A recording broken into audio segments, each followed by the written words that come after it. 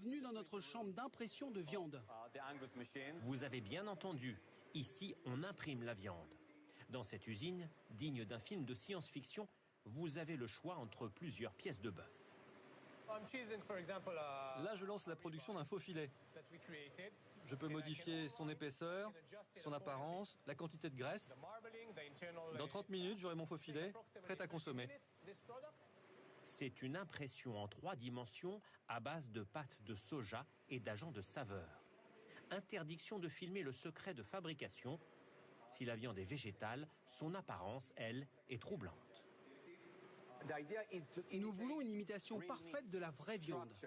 La consistance, le goût, l'odeur et même le jus.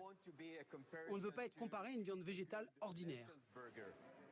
Des steaks hachés plus vrais que nature, des saucisses ou des boulettes d'agneau, tout est végétal ici. Des produits vendus en Allemagne, aux Pays-Bas et bientôt en France. La viande végétale représente 1% du marché mondial de la viande. Ici, on imite même le sang de bœuf avec de la betterave. Parfois, les gens ne se rendent même plus compte qu'ils ne mangent pas de la viande d'élevage, mais un produit alternatif. Une solution très en vogue en Israël, où le mouvement végétarien pousse au changement. Voici de la viande animale dans un restaurant, mais comme l'élevage représente 15% des émissions de gaz à effet de serre dans le monde, l'établissement propose d'autres choix. Ça, c'est un faux filet classique. Et là, c'est la nouvelle viande végétale. Les 2 morceaux sont vendus au même prix.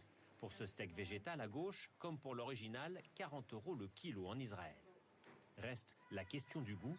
C'est ce que nous allons vérifier avec ces 2 clientes. Ça ressemble à de la viande. C'est fou. J'ai l'impression de manger de la viande chez ma grand-mère. Pour beaucoup, la viande animale reste irremplaçable. Certaines entreprises cherchent donc une solution. Ici, on stocke une centaine de cellules souches par animal. Et là, il s'agit de quel animal?